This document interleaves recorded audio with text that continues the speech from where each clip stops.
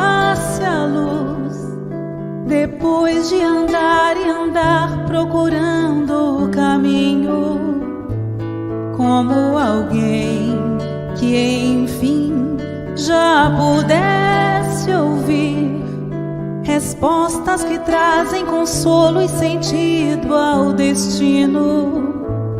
Eu encontrei tuas páginas e sequei minhas lágrimas, percebi que a dor da semente é o parto da vida.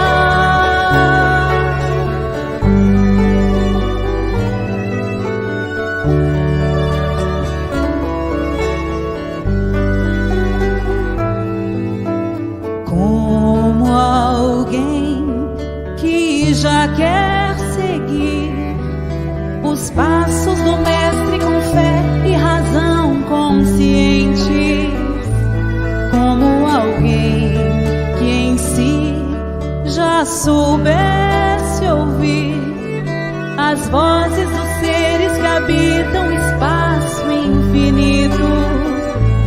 Eu encontrei tuas páginas e sequei minhas lágrimas, percebi que a dor da semente é o parto da vida.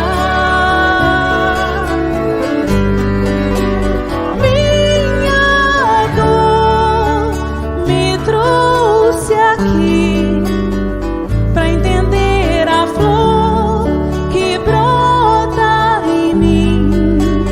Meu amor é aprendiz de um bem maior, que seja assim nesse vai e vem. Sei que voltarei pra cuidar da flor, pra acalmar a dor e ser feliz.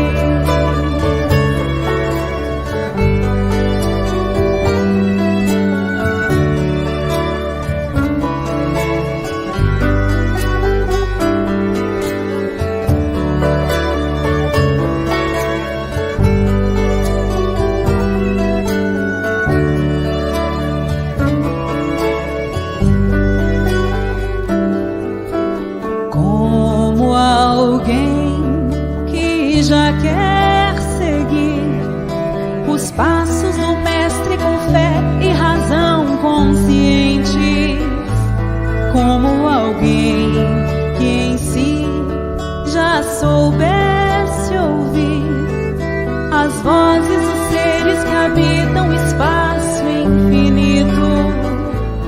Eu encontrei tuas páginas e sequei minhas lágrimas, percebi que a dor da semente é o parto da vida. Minha dor me trouxe aqui pra entender a flor que brota em mim. Meu amor é aprendiz de um bem maior, que seja assim nesse vai e vem. Sei que voltarei pra cuidar da flor, pra acalmar a dor e ser feliz. Minha dor me trouxe aqui pra entender a flor que brota em mim. Meu amor é aprendiz de um bem maior, que seja assim nesse vai e vem. Sei que voltarei pra cuidar da flor, pra acalmar a dor e ser feliz.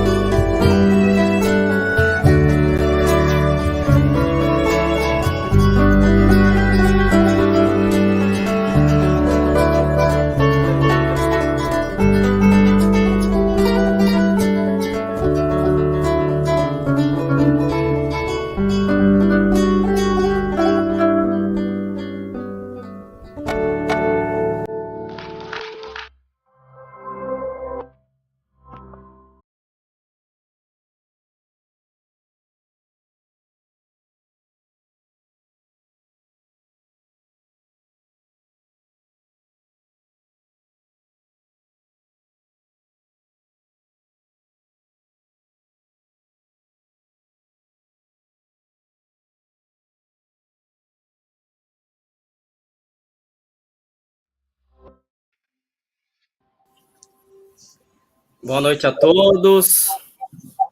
Sejam todos muito bem-vindos à nossa sala de estudo virtual do IGESE, onde abordaremos o tema Deus e as leis da natureza, que será feito pelo nosso grande amigo, professor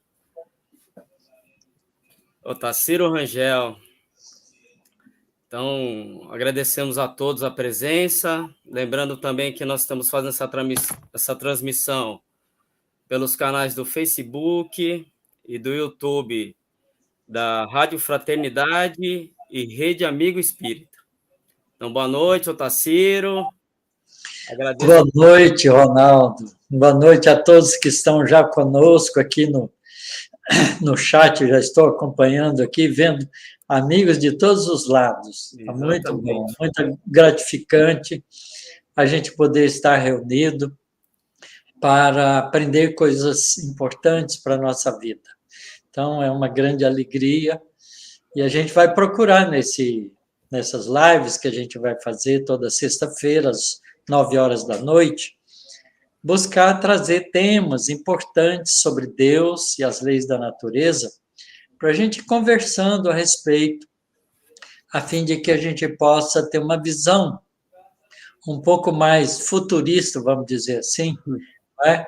Com visões mais espiritualizantes também, das coisas que a gente observa em torno de nós e que a gente sente no cotidiano da vida. Então, vai ser uma grande alegria a gente poder manter esse programa todas as sextas-feiras. E eu quero aqui te agradecer, Otacílio, a você, a Ivana, pelo convite, por essa oportunidade de trabalho, né, que a gente possa aí estar dando continuidade nessas sextas-feiras aí. Então, a gente já vai pedir para os nossos amigos que estão conosco nessa transmissão que possam colocar suas perguntas, dizer de onde estão falando. Né? Então, aqui algumas pessoas já que colocaram seus comentários, né, dando boa noite. E, Otacílio, fique à vontade, a palavra é toda sua, para a gente poder dar continuidade ao estudo. Muito bom. Então, vamos, como a gente sempre faz, qualquer trabalho de objetivo mais altruísta, buscar as forças superiores da vida através de uma prece, nos ligando a Deus, nosso Pai Celestial, e a Jesus, o nosso querido Mestre, que conduz essas forças espirituais mesma para o nosso planeta através de seu amor, de seu carinho, que envolve toda a Terra desde a sua formação.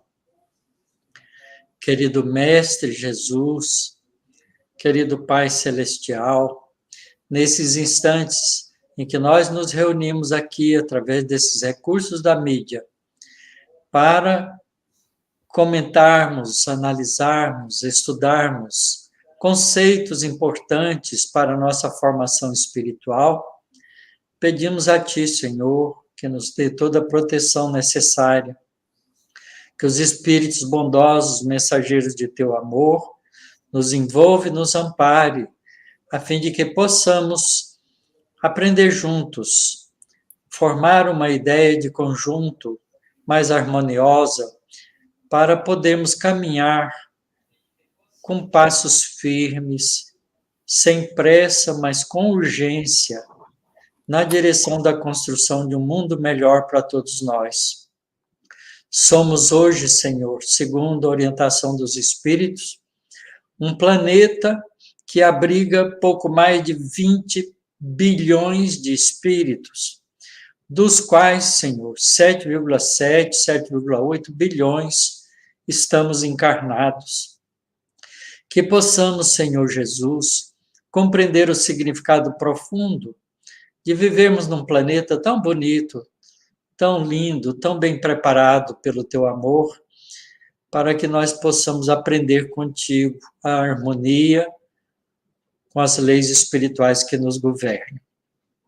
E é por isso mesmo, Senhor, que realizamos esse trabalho, com o propósito de conhecer essas mesmas leis, para que nos afinamos, sintonizamos e nos harmonizemos com elas. Abençoe-nos agora e sempre, Senhor. Que assim seja.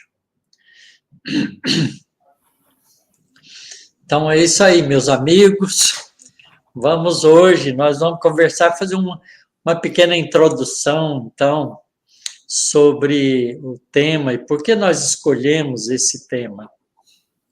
Na verdade, nós somos homens que vivemos ainda muito ligados à vida física.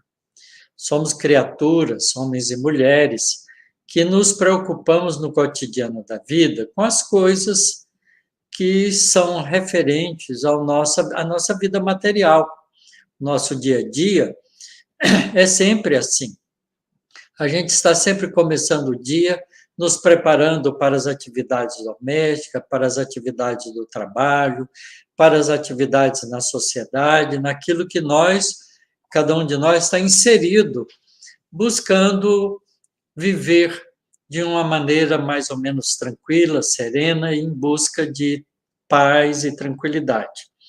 Mas a gente ainda não sabe muito direito o que significa essa paz, essa tranquilidade. A gente, na maioria das vezes, a gente acha que o mundo tem que trazer para nós essas benesses. A gente gostaria de estar vivendo num mundo onde tudo é bom.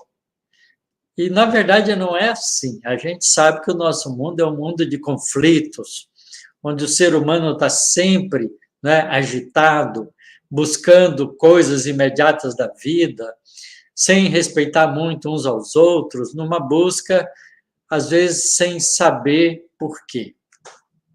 Então, nós, geralmente, podemos perguntar a qualquer criatura 3 coisas que são importantes.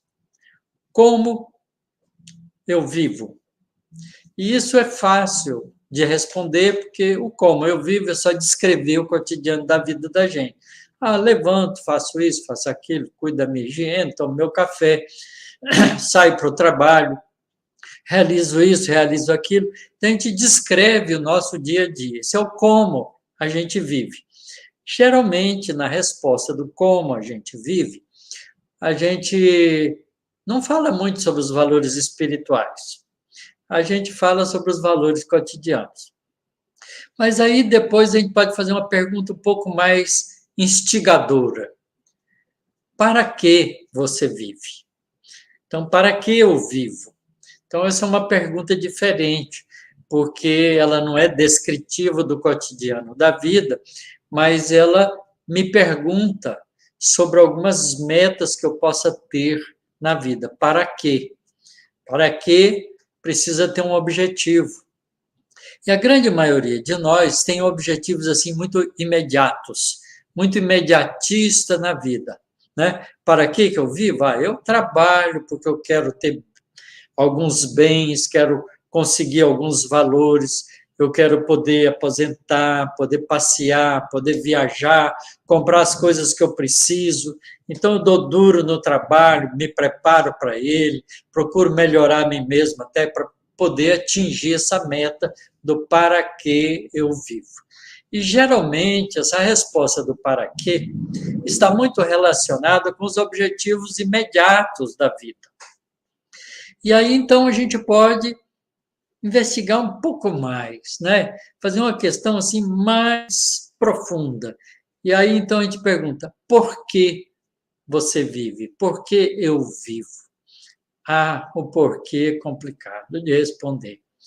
Cada um de vocês pode pensar enquanto nós estamos falando e procurar responder por que vive, né? Por que eu vivo? Se a gente perguntar isso para uma pessoa que tem uma ideia muito materialista, ele vai dar uma resposta assim muito imediatista também. Por que eu vivo? Bom, eu nasci, então a culpa é do pai e da mãe. Meus pais transaram, né, me geraram e eu nasci, eu estou aqui. Então eu vivo por causa dos meus pais que me puseram na vida.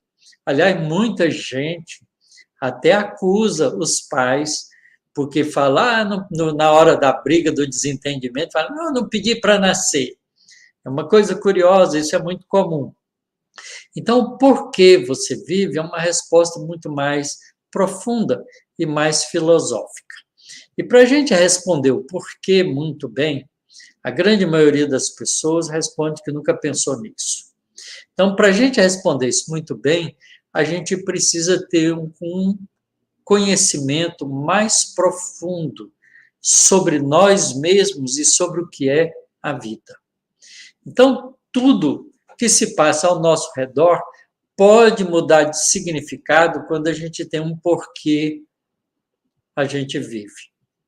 E, obviamente, que aqueles que buscam na espiritualidade essa resposta encontram uma resposta bastante satisfatória, especialmente se essa espiritualidade está bem colocada com relação à imortalidade do espírito, com o processo de evolução, com o entendimento que a gente pode ter das coisas espirituais e da sequência dessas coisas espirituais e a sua relação com a vida material. Então, aí a gente tem uma resposta para o porquê. E o nosso objetivo nesses estudos de buscar uma compreensão mais ampla sobre Deus e sobre as leis da natureza é justamente para nos dar subsídios, recursos, para que a gente tenha uma resposta muito boa para o porquê eu vivo, a fim de que a gente, então, assuma a própria responsabilidade da condução da vida e deixe de viver a vida ao sabor do cotidiano, não é? Com as solicitações de momento. Porque muita gente vive assim, um dia atrás do outro, de acordo com o que chega para ele. Então, a pessoa, mais ou menos, né, a gente poderia fazer uma comparação assim meio ridícula, mas dá uma ideia da coisa. É como se a gente fosse um cavalo e tivesse um cavaleiro sentado em cima de nós, com uma vara comprida e amarrado uma espiga de milho na ponta e colocada na frente dos nossos olhos como cavalos. Então, a gente iria atrás da espiga de milho. Muita gente anda na vida atrás da espiga de milho. Então, é bom que a gente possa ter uma resposta muito importante para esse porquê, a fim de que a gente não corra atrás da espiga de milho, que a gente defina a direção que a gente quer ir. Então, essa é a ideia desse conjunto de lives que nós vamos realizar durante as sextas-feiras, toda semana, através do IGESE, com o objetivo de estudar, né, de meditar, de fazer um bate-papo, porque vocês vão poder perguntar o que vocês quiserem, não é? A gente vai tentando responder as perguntas, aquelas que forem difíceis, que eu não souber, eu vou estudar junto, e a gente vai aprendendo e progredindo junto. Essa é a ideia desse estudo nosso. Então, obviamente, nós vamos começar falando um pouco desse conceito que a gente tem de Deus. Porque todos nós, né, que estamos aqui, muito provavelmente, né, pode ser que tenha exceção, acreditamos em Deus. Mas a gente tem uma dificuldade muito grande de pensar em Deus. Porque Deus parece inacessível ao nosso raciocínio, ao nosso entendimento. Nós acreditamos em Deus, mas não compreendemos muito Deus. A gente tem uma ideia que é tradicional, na maioria das vezes, ou temos ideias de Deus por um atavismo religioso de vidas passadas, ou por tradição familiar. Enfim, cada um de nós tem uma ideia de Deus própria. E tem que ser assim mesmo, porque essa descoberta ou essa maneira de pensar é muito do indivíduo. Não é? Então, é muito bom a gente falar sobre esse conceito, porque a gente precisa ter um conceito mais independente do nosso achismo, da nossa opinião particular, geralmente mal meditada. Então, é muito interessante a gente pensar nisso. Muitos de nós, né, até dizem que a gente ama a Deus, mas quando a gente está passando dificuldades, quando a dor bate à nossa porta, quando os desafios da vida são muito intensos para o nosso sentimento, nós questionamos. Nós vamos, meu Deus, por que eu estou passando por isso? O que foi que eu fiz para merecer isso? E a gente começa, então, a fazer conceituações não condizentes com um verdadeiro amor a Deus. Então, veja que esse conceito é um conceito importante. Ele precisa estar muito bem estruturado dentro de nós, porque ele não é só um sentimento. Aliás, a gente precisa entender isso claramente no ser humano. O ser humano, que é, em última instância, o ser espiritual transitório, vestindo um corpo físico humano, ele tem duas propriedades importantíssimas, que são as propriedades que caracterizam o indivíduo, que é o que a gente sente e o que a gente sabe. Pense um pouco. Além de o que a gente sente, o que a gente sabe, o que a gente é mais? A gente não encontra. O que eu sou? Ah, eu sou esse indivíduo aqui, com essa aparência e tal, mas essa aparência, ela é transitória. O meu rosto hoje não tem nada a ver com o rosto de neném que eu já tive.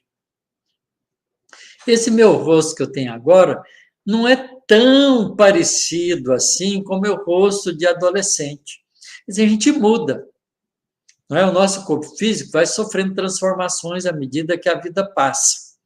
Então, o que eu sou?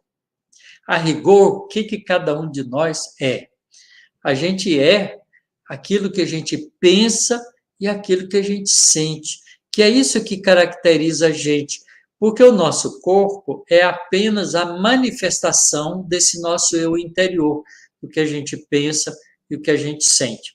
Então, toda conceituação que a gente vai fazer das coisas da vida, ela passa por esses dois processos de aprendizado e de enriquecimento individual. Porque o que a gente pensa pode mudar com o aprendizado. E o que a gente sente, a gente também pode mudar com as experiências de relação na vida. E aí, quando eu falo de relação, não estou falando de relação só entre nós, os seres humanos, mas entre nós, os animais, entre nós e a natureza, entre nós e o nosso Criador que a gente acha que ama. Vejam, é importante. Então, é muito bom a gente entender um significado mais robusto da ideia de Deus. É claro que a gente vai fazer isso com as nossas limitações, porque a gente aprende também de uma forma dialética. O que é a forma dialética de aprender? É a forma de aprender utilizando aquilo que a gente já sabe. Aprender novas coisas com base naquilo que a gente já sabe. É um processo dialético, onde o que a gente sabe conversa com o que a gente não sabe e, por isso, descobre novas coisas. Então, o nosso aprendizado é contínuo, por isso mesmo. Não é? Então, as nossas ideias, por isso mesmo, vão também modificando-se, melhorando, evoluindo. A gente vai crescendo no entendimento das coisas que nos cercam, das coisas da nossa intimidade e daquilo que a gente ainda mal faz ideia. Então, isso é muito interessante, porque nós não somos criaturas estáticas. Tem muita gente que pensa assim, eu mesmo tinha um avô que falava, tinha um ditado que ele gostava de falar, não é? Que é assim, quem nasce para ser cachorro, morre latindo. Tem uma outra forma de dizer isso. Pau que nasce torto, não tem jeito, morre torto. Aí não é nada disso. Quem nasce para ser cachorro pode aprender a miar, né? Porque, na verdade, o ser humano é capaz de aprender. Então, por isso mesmo, a gente muda os nossos conceitos. Né? E um pau que nasce torto, se a gente cuidar dele e for colocando ás para ir consertando, ele fica reto. Portanto, nada é não modificável. Tudo se modifica na natureza. Na verdade, essa é a grande observação que a gente faz na natureza. Tudo se modifica.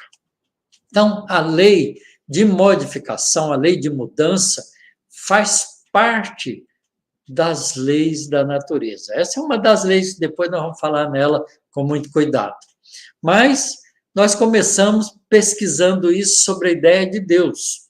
Então, a gente sabe que se a gente usar um pouco de estudo da história, a gente vai encontrar nos povos antigos várias conceituações diferentes sobre deuses e também sobre Deus, né? Quer dizer, as populações mais antigas que acreditavam nas forças da natureza, dava para elas a representação de uma entidade, fazia essas forças da natureza seres vivos e cultuavam esses seres vivos como deuses daquelas forças.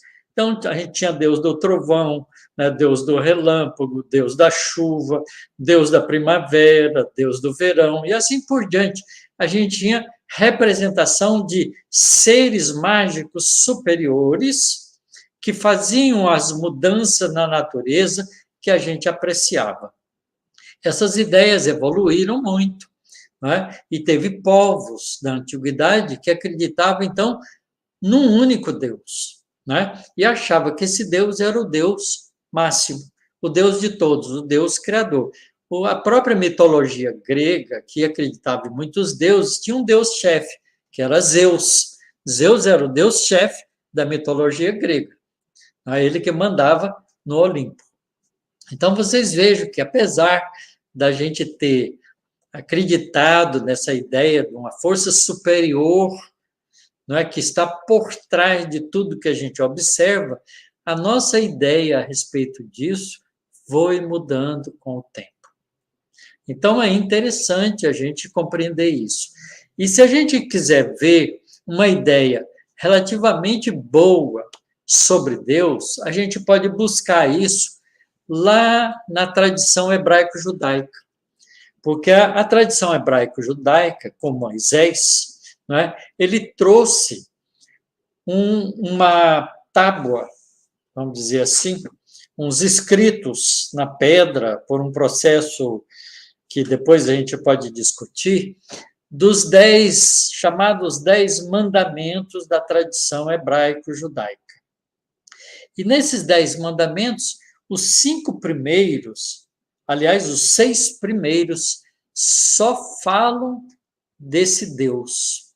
Então, veja, nós vamos abrir aqui o livro Êxodo, quem quiser abrir a Bíblia, no Velho Testamento, no livro Êxodo, que é um dos livros de Moisés, no capítulo 20, a gente vai começar lendo assim. Então, falou Deus todas estas palavras, dizendo: Eu sou o Senhor, teu Deus, que te tirei da terra do Egito, da casa da servidão. Não terás outros deuses diante de mim. Veja, com esses 3 parágrafos, a gente já tem uma ideia de Deus único. Mas era um Deus único para aquele povo, não é? Para o povo hebreu. Porque ele diz: Eu sou o Senhor teu Deus. Os outros povos não acreditavam assim.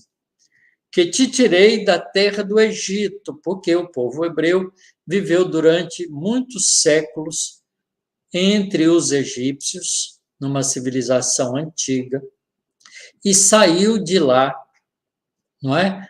1.300 anos antes de Cristo, conduzido por Moisés, e foram, então, em busca da terra prometida.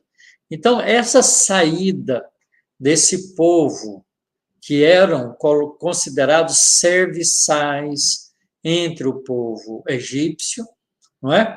Ganhou uma certa independência e foi guiado por Moisés, que era uma pessoa que tinha um recurso espiritual de poder ouvir, segundo ele, a palavra de Deus.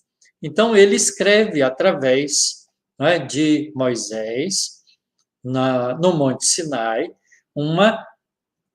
nas pedras com fogo, assim diz a história hebraica, 10 mandamentos. E entre os 10 mandamentos começa exatamente essas palavras dizendo: eu sou o Senhor teu Deus, que te tirei da terra do Egito, da casa da servidão.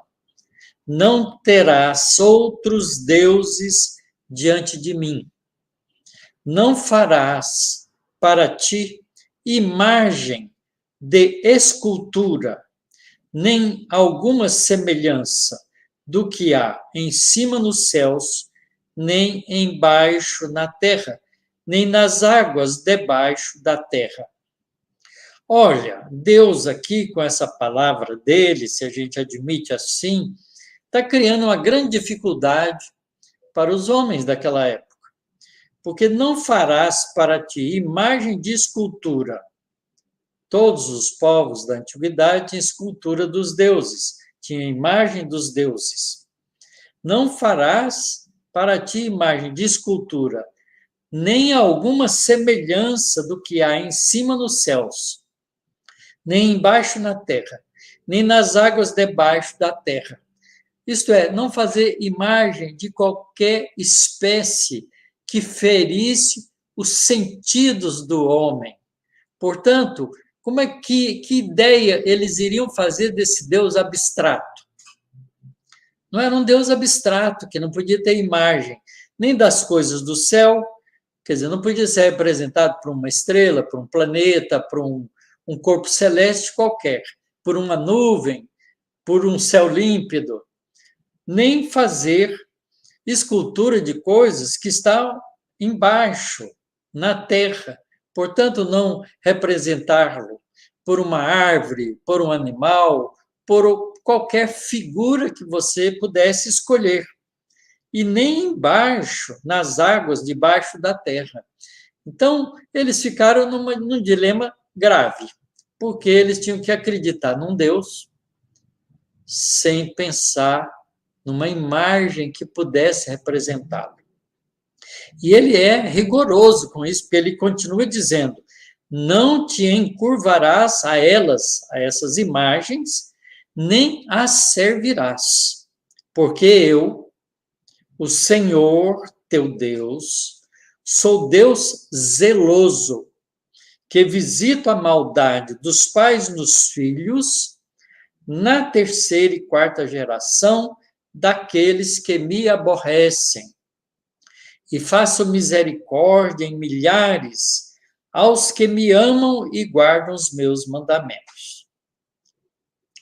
Tem mais um, não é? O 7º ainda diz de Deus: não tomarás o nome do Senhor teu Deus em vão, porque o Senhor não terá por inocente o que tomar o seu nome em vão.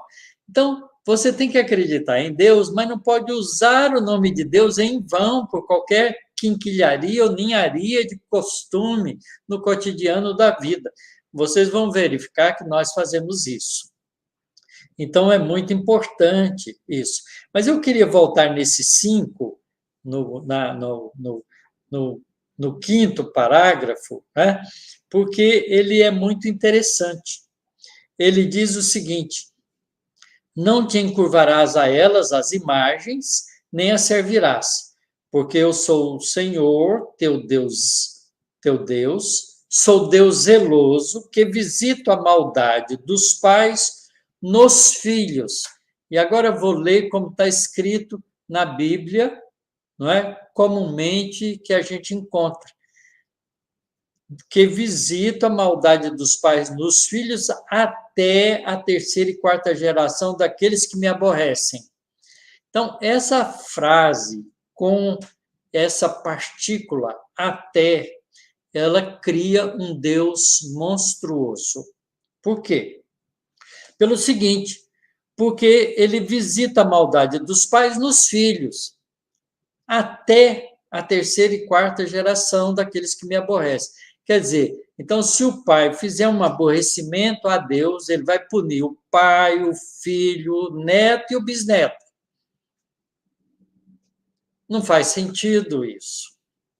Mas se a gente trocar essas partículas até pela palavra na, tudo muda de sentido. Porque esse Deus injusto, que pune o filho que não tem nada a ver com o ato do pai, passa a ser justo. Quer ver? Porque eu, teu Deus, sou Deus zeloso, que visita a maldade dos pais nos filhos na terceira e quarta geração daqueles que me aborrecem. Ah, isso faz sentido, porque na terceira e quarta geração, o pai que fez o aborrecimento a Deus já desencarnou. Então, ele pode ir para o mundo espiritual e depois nascer filho do filho e ser neto dele mesmo.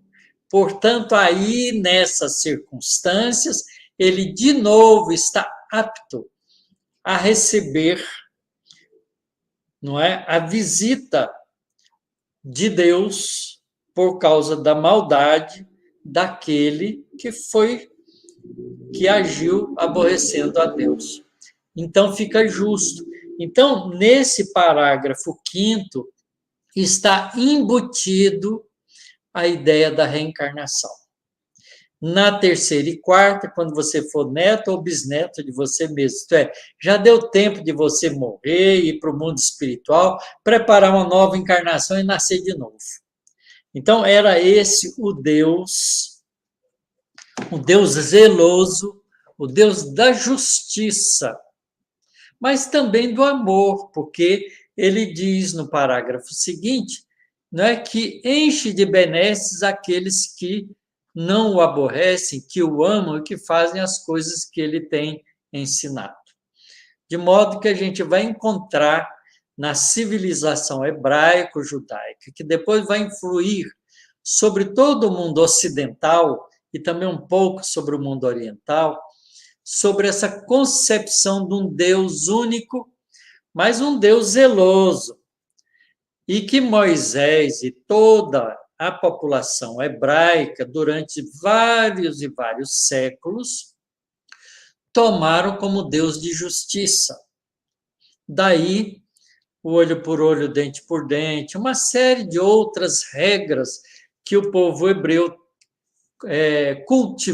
cultuou, ensinado especificamente, inicialmente por Moisés, que foi um legislador, para que, então, houvesse uma espécie de obediência a Deus. E é curioso, porque isso chegou até nós. Muitas pessoas falam que são tementes a Deus. Ora, temer a Deus é ter medo desse zelo, não é?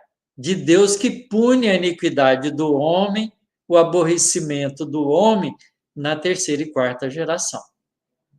Então, é interessante porque essa concepção é uma concepção duradoura até os nossos dias. E a gente, então, tem que aprender a pensar de forma diferente. Então, nós vamos ver que essa ideia de Deus não é uma coisa tão simples na nossa vida, não é? Eu quero crer que nós que estamos estudando a doutrina espírita, estamos aprendendo uma concepção nova, porque nós não tememos a Deus, nós preferimos um Deus como aquele que Jesus nos apresenta depois, na mesma civilização hebraico-judaica, com toda a tradição hebraica. Jesus vem e nos apresenta Deus de uma forma diferente. Era um Deus único, mas era um Deus Pai. Ah, Pai, a gente não precisa ter medo. Pai, a gente pode amar. Então, vejo que essa concepção vai mudando aos poucos. Mas vejo que, de qualquer maneira, é muito difícil para nós pensar em Deus sem fazer uma imagem dele. E ele aqui nessas palavras escritas aqui no Êxodo, nos 10 mandamentos, fica muito claro que ele não quer que seja feita nenhuma imagem sensorial, física, percebida pelos nossos sentidos dele. Então, ele não quer ser apreciado por uma imagem. E a gente, então, vai ter que aprender a pensar de forma diferente. Então, vocês vejam que há muita coisa para a gente aprender nesse contexto. E eu, então, não queria me alongar muito, porque na próxima sexta-feira a gente vai voltar com novas conceituações sobre Deus, porque a gente está aqui nesse estudo sem pressa. A gente quer realmente pensar devagar, pensar com calma, para a gente poder conversando sobre esse assunto, a fim de que a gente possa modificar a nossa opinião sobre Deus, para a gente melhorar o nosso conceito sobre Deus, porque esse é o objetivo. A gente, quando estuda qualquer coisa, a gente estuda porque quer saber mais. E sabendo mais, a gente faz uma ideia mais precisa e mais justa das coisas que a gente vai aprendendo. Então, é importante que a gente faça boas ideias, não é? Que faça boas reflexões sobre esses conceitos, que não são nada fáceis para a nossa cabeça. São difíceis. Se a gente perguntar a qualquer um de nós, quando você pensa em Deus, como é que você pensa nele? E a gente fica com dificuldades, porque a gente não sabe pensar numa coisa abstrata, não é? Em um ser que é para nós a representação da divindade de uma maneira que não seja ainda imaginativa, isto é, que não tenha uma certa imagem em volta. Por isso, a gente tem que fazer um treinamento para isso. Mas para fazer esse treinamento, a gente precisa mudar os conceitos.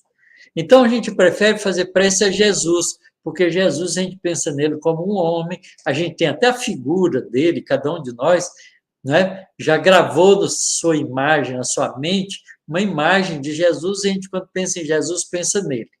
Então, é importante que a gente, então, pense nesse conceito. Então, vamos chamar o nosso querido Ronaldo aí de volta, para a gente poder dialogar com vocês um pouco em função daquilo que vocês têm escrito aí no chat e que certamente estão pensando junto comigo e colocando também o pensamento de vocês nesse momento de conversação. Tarsiro, quando você, né, colocou essa situação, é difícil mesmo pensar em Deus, né, sem uma imagem, né? Porque a gente pensa em nuvem, pensa no universo, né? Quando você pensa em Deus, então realmente fica difícil, né? Por isso você falou mesmo, a gente consegue, né, elevar nossa prece a Jesus, porque como ele esteve aqui conosco, né? Ele está entre nós, mas fisicamente ele encarnou na Terra, então fica um pouco mais fácil para nós compreendermos essa situação. Mas tem uma pergunta aqui do Ibrahim Pacheco, que ele colocou assim, ó: é o pensamento de Deus que estabelece as leis? Essa é uma pergunta interessante que a gente realmente vai fazer ao longo desses estudos que nós vamos estar aqui realizando toda sexta-feira. Certamente que se a gente pensar em Deus como Deus criador, veja, é importante isso, porque há correntes espiritualistas que não acreditam num Deus criador. Se a gente pensa num Deus criador, então tudo que existe é criação dele, inclusive as leis da natureza, seja da natureza física, seja da natureza espiritual. Então você tem razão em pensar isso, mas a gente vai compreender isso depois, quando a gente começar a discutir algumas coisas do conceito de Deus, porque nesse conceito que a gente trouxe aqui do Velho Testamento, Deus ainda não é muito... É claro, a gente já viu lá no Gênesis que Deus criou tudo, tá certo? Então, os hebreus acreditavam nesse Deus único como um Deus criador do céu e da terra. E tem, inclusive, uma imagem da criação que a gente depois vai discutir também numa discussão mais na frente, no outro dia. Mas é interessante a sua pergunta. E a gente já pode dizer que se a gente toma Deus como Deus criador, então Deus, tudo que existe, a criação dele, é criação, se a gente quiser, do pensamento divino. Vamos lá, então. Tem outra pergunta aqui do Lúcio Furtado. Ele está falando de o campo dos Goitacazes. Então, ele fala, a lei da natureza não se dá o que se tem, só se tira de onde tem. Assim, Deus dá a vida porque tem. E a pergunta é, Deus deu a vida sem projetos e metas? Qual? Essa é uma pergunta legal, Lúcio. Mas a gente, quando tiver uma compreensão melhor sobre Deus, a gente vai ver, né, que tudo na criação divina tem um objetivo, que Deus não cria nada que não tenha um significado profundo e real. Então, essa é uma consequência da ideia que a gente faz de Deus.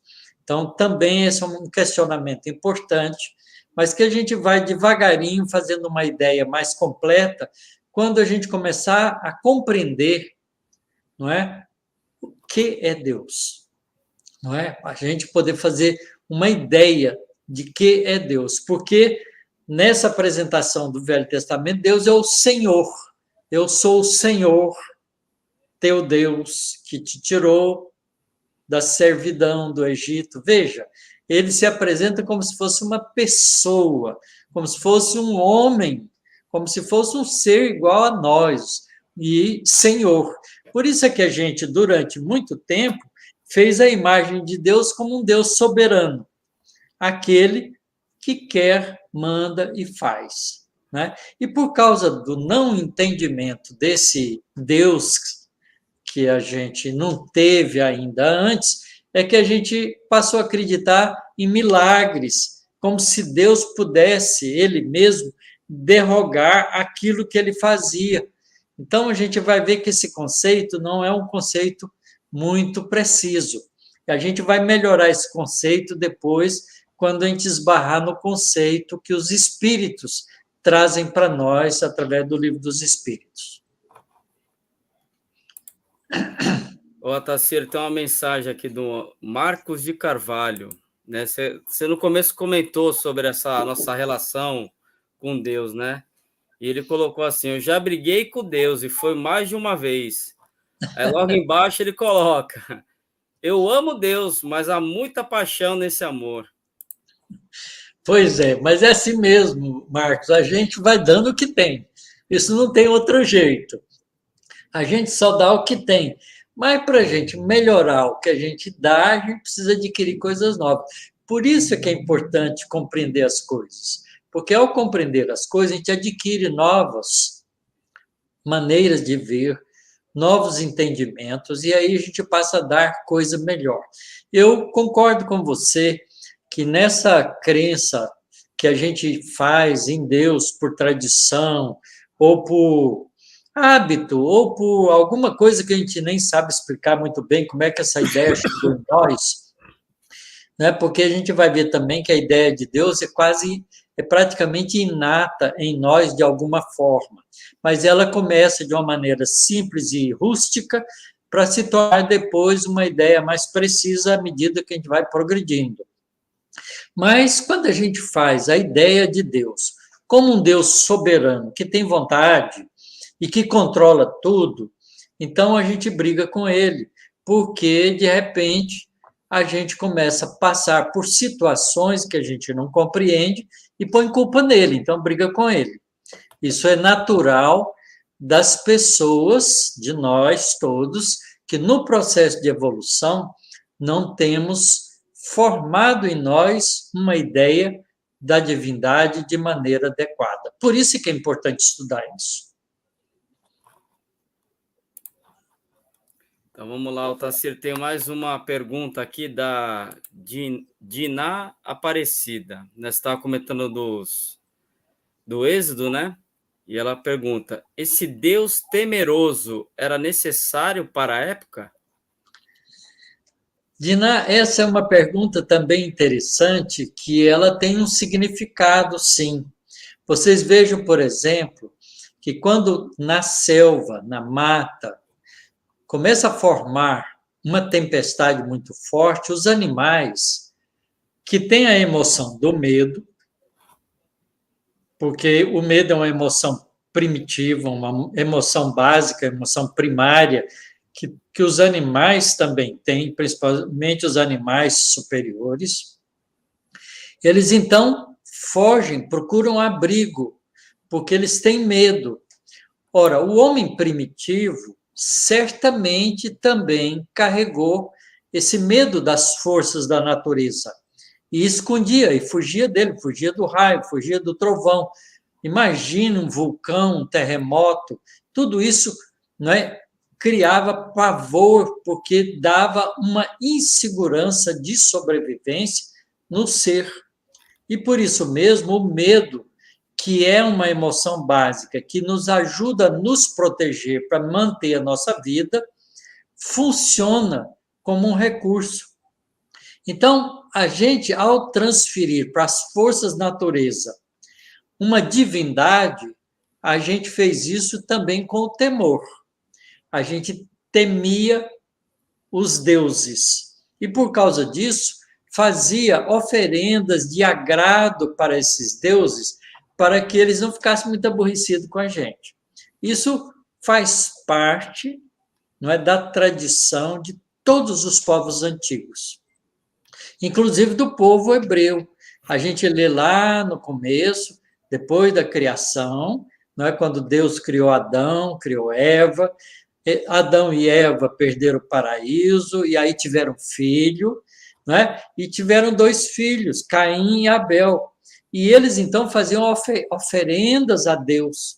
Enquanto Abel procurava fazer oferenda das coisas boas, o Caim, mais displicente, oferecia qualquer coisa para Deus, nunca escolhia as melhores coisas. Então, veja, isso é uma figura, é uma imagem figurada, não é, do homem querendo agradar ou subornar as forças superiores da natureza. Enquanto Abel procurava agradar, Caim procurava subornar as forças superiores da vida com essas oferendas para ficar de bem com esse Deus, que eles também não tinham uma ideia muito clara. Então, a ideia do temor acompanhou a humanidade durante um certo tempo.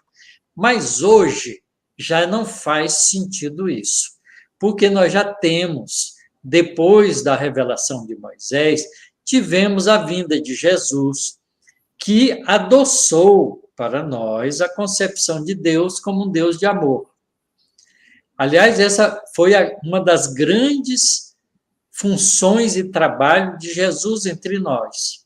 Não só nos revelar leis da natureza, porque a gente vai ver isso no Evangelho, né, que as leis da natureza, principalmente das leis espirituais, estão contidas nos ensinamentos de Jesus. Mas ele também apresenta Deus como um Deus de amor, um Pai amoroso e bom, um Pai misericordioso, que não quer a perda de seus filhos, não é? Que acode aqueles que precisam. É o Pai representado na parábola do filho pródigo, que acolhe o filho que errou muito, de volta e faz uma festa, porque os céus estavam alegres pela redenção do filho. Então, veja que esse conceito de Deus vai modificando através dessas revelações. E hoje a gente tem também a revelação trazida pela doutrina espírita, que nós vamos depois gastar algum tempo nesse conceito que os espíritos nos trazem para ter uma visão diferente, mais apropriada de Deus. Então, é assim, foi necessário, na verdade, eu não diria que é uma necessidade, mas é uma coisa natural no processo evolutivo. Bacana, Taciro. Tem outra pergunta do Ibrahim Pacheco. Ele pergunta: toda vez que torna-se adversário da lei divina, os seres humanos se tornam gênios diabólicos? Na verdade, nem sempre é gênio, porque até na maldade a gente ainda tem muitas dificuldades de realizá-las de maneira adequada. Veja bem, eu estou falando, parece um absurdo, mas é que a gente põe nessas atitudes nossas muito mais um sentimento do que uma razão. E por isso mesmo a gente age por impulsos sentimentais, por impulsos emocionais. A gente briga com Deus porque fica emocionalmente aborrecido com Ele, porque nós não sabemos amar a Deus. A gente ama a Deus através de uma troca.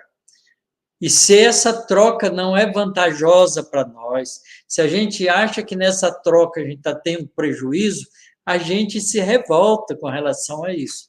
E ao se revoltar, a gente pode até, né, criar uma ideia fixa de negação da existência de Deus e poder, a partir daí, agir por conta própria, independente, sem prestar conta nenhuma, achando que a gente não precisa, não é, ser correto e justo com coisa nenhuma. Mas as consequências, porque existem leis espirituais que nos governam, vão acabar nos reconduzindo a um entendimento mais adequado, mais profundo, e vamos voltar a pensar em Deus e agora de uma maneira diferente. Então, veja que tudo isso faz parte do processo evolutivo do espírito humano. Então, é importante que a gente entenda isso com clareza. Tem mais uma pergunta do Lúcio. A regeneração dos espíritos que vagam pela Terra, pregada pelo Espiritismo, é uma das metas evolutivas de Deus? Isso sem dúvida, Lúcio, porque quando a gente começar a compreender o que é Deus, a gente vai ficar tão impressionado com a grandeza divina que a gente sabe que ele não comete erros. Ora, se ele não comete erros, não cria uma criatura para ser perdida. Veja bem, não é? Nenhum artista quer perder aquilo que ele faz com o máximo de amor. Não é? Porque aquilo vira um bem de realização dele próprio, do artista. Ora, Deus é o grande artista da natureza completa, da natureza toda, inclusive de nós, como participantes dessa natureza. Então, se Deus é o criador de todos nós, como é que ele vai criar uma criatura para ser perdida? É como pegar um quadro lindo que o artista fez e jogar fora, estragá-lo. Isso não faz sentido. Então, não é inteligente pensar que espíritos, sejam eles quais forem, que se encontram ainda em posições de incompreensões agudas com relação às coisas espirituais, possam ser degradados ou perdidos para sempre. Certamente que não. Todas as criaturas divinas, todas sem exceção, estão destinadas, isso é uma lei, uma das leis divinas que nós vamos estudar, destinadas à plenitude espiritual.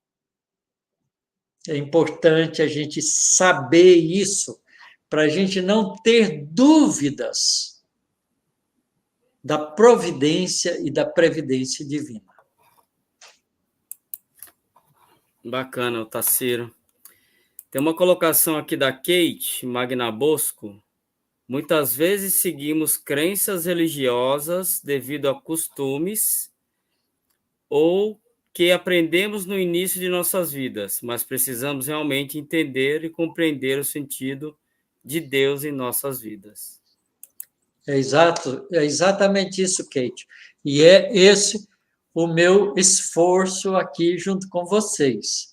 Como eu também gosto muito desse tema, como eu tenho pensado muito nele desde muito tempo, das minhas meditações, dos meus estudos, eu estou querendo, nessas lives, compartilhar isso com vocês. Então, vamos aprender juntos, porque a gente precisa realmente mudar o nosso conceito sobre Deus para que a gente sinta Deus de outra forma. Esse é o passo que nós precisamos dar. Nós vamos dar, todos nós, mas se a gente puder fazer isso junto, trabalhando junto, vai ser muito mais gratificante. E aqui um agradecimento, Otacílio, a você. Otacílio, que aula maravilhosa, quanto aprendizado. Obrigado, amigo, pelo convite. Abraços. Cleusa Ferreira, Bife, de Araraquara, São Paulo. A Cleusa é amiga nossa de trabalhos da doutrina espírita, e eu fico feliz também, Cleusa, de poder estar aqui com todos vocês para a gente aprender juntos. E tem mais um agradecimento aqui, professor Otacílio, então, muito agradável esse tema, é o Marcos de Carvalho. Marcos é um amigo já das lives, né? Nós conhecemos ele em outras lives, e ele é muito positivo também, tem ideias muito boas, e certamente esse estudo em conjunto vai ser muito útil para todos nós. Legal. E acabou de chegar uma pergunta aqui, Otacílio, do Lúcio também. Jesus evoluiu depois que esteve encarnado, considerando Deus por algumas religiões? Considerado Deus, né? Jesus foi considerado Deus por algumas religiões. Esse tema, Lúcio, é muito interessante mesmo, também, porque nós ainda, na grande maioria dos casos, nós temos ainda um entendimento impreciso e muitas vezes até errôneo sobre Jesus.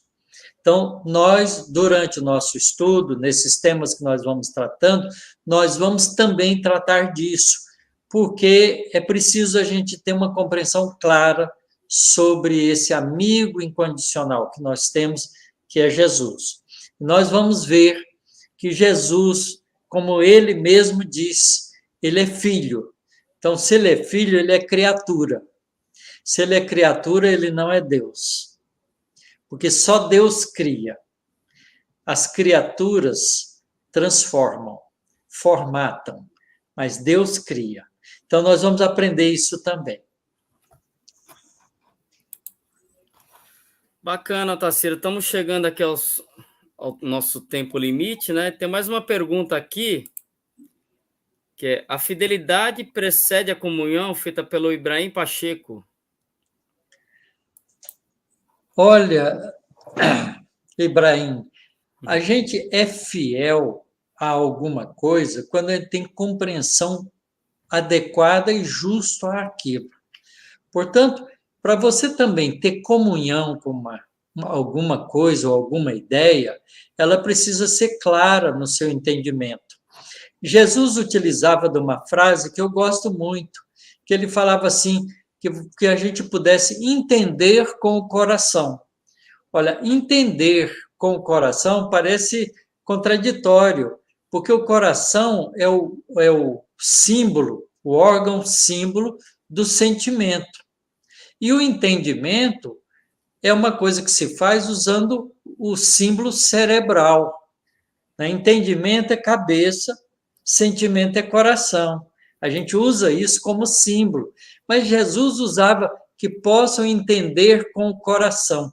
Então, isso significa que um entendimento completo, ele não só passa pela nossa capacidade de raciocínio, mas também pela nossa capacidade de sentir.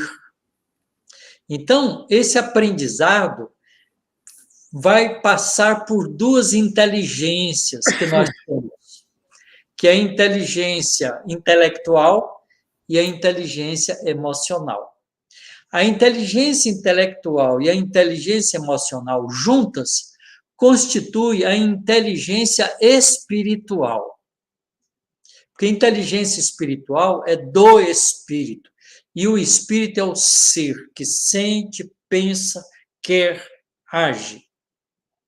Então, a inteligência que nós, os homens, chamamos de inteligência que vem do aprendizado, ela é uma inteligência intelectual. A gente até mede coeficiente de inteligência, a psicologia tem regras para medir o QI da pessoa, o coeficiente de inteligência da pessoa. Mas, muito recentemente, os estudiosos do ser humano compreenderam que a gente tem outras inteligências e descobriram, portanto, a inteligência emocional. E essa inteligência emocional foi falada durante muito tempo, né? Tomou conta um pouco das correntes de pensamento, e ela hoje faz parte desse entendimento um pouco mais global do ser humano. O ser humano, por isso mesmo, tem inteligência intelectual e tem inteligência emocional. Existe até um trabalho feito pelas psicologia de medir o QM, ou coeficiente de inteligência, o QE, coeficiente de inteligência emocional, do mesmo jeito que mede o QI. Então, mas tanto o QE quanto o QI são oriundos do ser intrínseco que está embutido nesse corpo físico que a gente chama de homem ou mulher. E é pertencente à essência que somos nós, os seres espirituais. Portanto, a inteligência emocional e a inteligência intelectual faz parte, em última instância, da inteligência espiritual. A inteligência espiritual, portanto, aprende com os dois valores, intelectual e emocional. E, obviamente, que a nossa fidelidade a esse entendimento global, não é? Fica intimamente relacionado com aquilo que a gente comunga como sentimento e entendimento nosso. E isso é entender com o coração, na linguagem de Jesus. Muito bom, Tarsilo. Ô, Tarsilo, a transmissão aqui do IGESE, né, está alcançando do Nordeste, lá em Natal, no Rio Grande do Norte, até Teutônio, no Rio Grande do Sul, para você ter ideia aqui. Eu anotei aqui, mas são muitos aqui, né? Então, a gente agradece ao pessoal que esteve conosco durante esse estudo, né? É muito bom ter conhecimento, adquirir, né, coisas novas, entender também, né, toda essa situação, né, que você falou, por que eu vivo, né? Que a gente começa como eu vivo, passa para que eu vivo, e vai até a pergunta final, por que eu vivo, né? Por que eu vivo. Por que eu vivo. Muito bom mesmo. Muito bom. Então, a gente já está no nosso tempo, nós vamos ficar sempre com um programa de 1 hora, procurando fazer um esforço de não passar muito desse período, e nós, então, convidamos a todos vocês, e convide outros, chamem quem vocês acharem por bem, quanto mais gente, melhor, porque nós vamos fazendo uma corrente mental, né, em torno desses valores, para ajudar também as vibrações espirituais do nosso mundo. Na próxima sexta-feira, nós vamos continuar com esse conceito de Deus e vamos desenvolvê-lo um pouco mais. Então, tragam as perguntas de vocês, vamos conversar juntos. Foi um prazer estar com vocês e nós agradecemos de coração pela participação de todos. Bacana. Ô, Tarsilo, você quer fazer a prece final para nós, para a gente dar por encerrado o trabalho da noite, o estudo? Posso fazer sim, Ronaldo. Obrigado. Então, já que estamos pensando em Deus, pensemos nele como as forças, o representante das forças superiores da vida, do universo, né, que emanam sempre desse ser criador. E pensemos em Jesus, esse espírito amigo, que, responsável pela evolução do nosso planeta, conduz todas essas forças em direção a nós, para o nosso bem, para o nosso crescimento espiritual, para podermos agradecer a Deus e a Jesus, pelas oportunidades maravilhosas que temos tido de viver nesse planeta azul, tão bonito, não é? Tão cheio de valores, tão cheio de vida, tão cheio de belezas, tão cheio de desafios, para que possamos continuar como espíritos imortais que somos, progredindo, aprendendo, melhorando o nosso comportamento, aprendendo a sermos fraternos uns com os outros e construindo ao nosso redor uma vida de companheirismo, de alegria, de parceria, enfim, de valores que fazem para nós o sentimento mais profundo de felicidade que todos nós almejamos. Obrigado, Senhor, pela oportunidade que tivemos. Obrigado, Jesus, por tudo que recebemos de amparo nos nossos estudos. E te pedimos, Senhor, que leve o nosso desejo de paz e equilíbrio para todos os nossos irmãos e humanidade que vivem na Terra, até o nosso Pai Celestial, para que Ele multiplique esses recursos e abençoe a humanidade inteira. Que assim seja, Senhor. Então, boa noite, Otacílio, muito obrigado, boa noite a todos, fiquem com Deus e até a próxima. Boa noite.